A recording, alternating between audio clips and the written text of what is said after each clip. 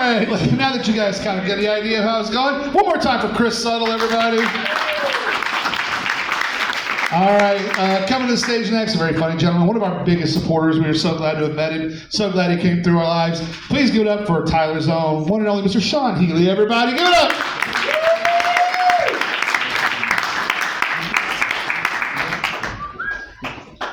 So years ago, I heard this comedian, and he had a bit. It was all about him being from New York. And he said, you know, I'm from New York. In New York, you can say anything you want.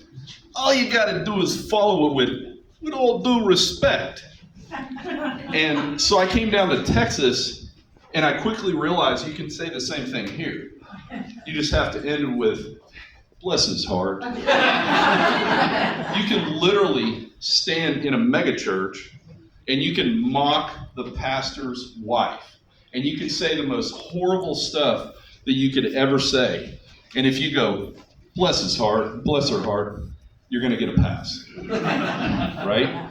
So when I got the invitation to come up and do some stand-up tonight, I said, of course I'm going to do that. It's an honor to go up on stage and perform on the last weekend that the Understudy is ever going to be open. Then I looked at the other people he invited. There's 4 real comedians and me. Bless your heart. You got it. Hold that thought. So I'm looking at that and I'm thinking, I know how this conversation went, right? Hey, let's get Sean to do a stand-up bit. What are you talking about? He's the only one who thinks he's funny. Bless his heart. He goes through one stand-up class.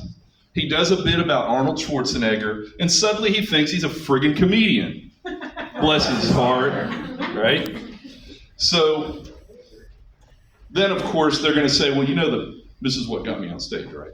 Is if you send him up first, we're all going to look freaking hilarious. Bless his heart, right?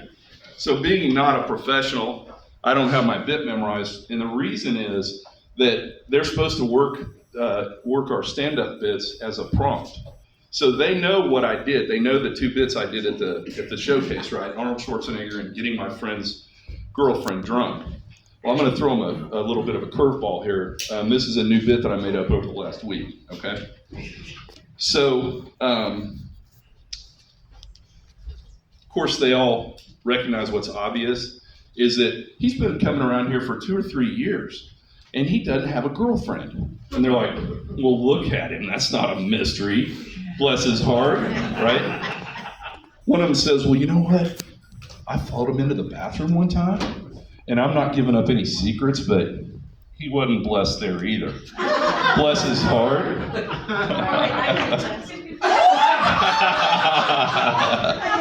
And then, of course, one of them says, hey, maybe we shouldn't talk about him like this. What if he hears about it?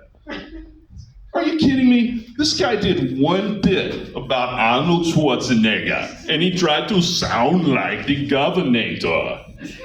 Sure as hell doesn't look like him. What do we have to worry about? Is he going to kick our ass or something?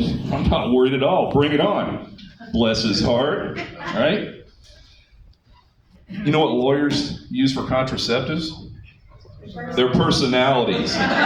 And you know who they were thinking of when they wrote that joke, right? Now you do. Bless his heart.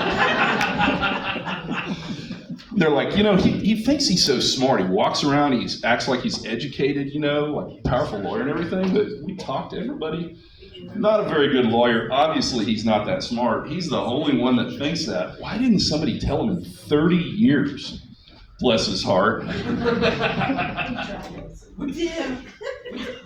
So they know I have a dog, and he's been walking me a lot more recently, right? So they're like, you know what? I wonder if his dog even loves him, and this guy's got nothing going for him. You know, 2 girls, I was walking the dog the other day, and these 2 girls were standing there, and one of them goes, nice ass. What's his name? And the other one goes, Archie. What's the other guy's name? Who gives a shit? Bless his heart, exactly. So there's one thing that I didn't have to suffer, though, and that is nobody ever added all this up and said, you know what? This guy's stupid, and he's arrogant, and he's a crappy lawyer at his profession, and his dog's better looking than he is, from the front or the rear. You know what? This guy's a loser! Oh, he's a friggin' loser! Get him off the stage! I do have one blessing, though, and that's my little girl is here to see me.